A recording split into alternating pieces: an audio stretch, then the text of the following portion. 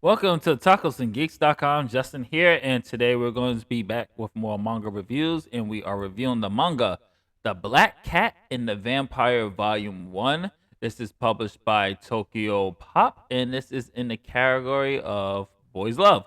This is 16 plus, so keep that in mind. And as always, I give you a brief synopsis. So without further ado, here we go.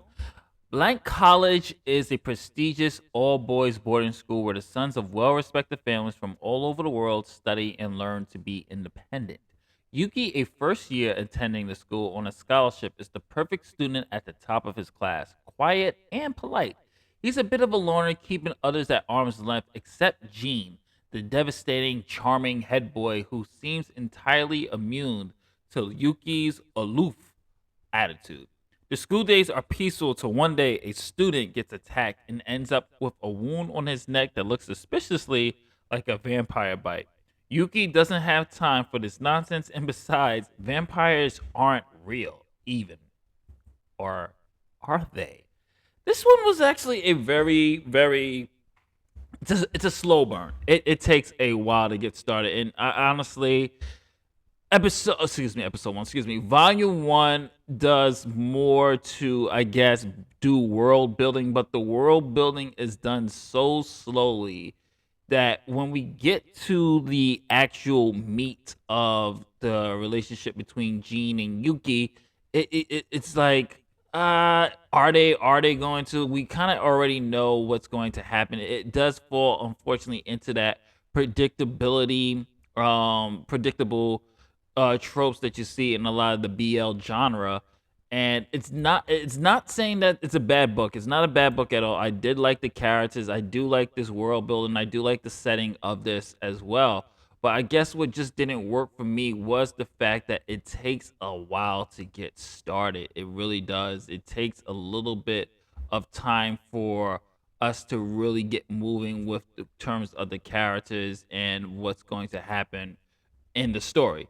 So it's something that I did like the art style, and I do like the fact that they do kind of give reasons to the vampires, and like I said, the world building is good.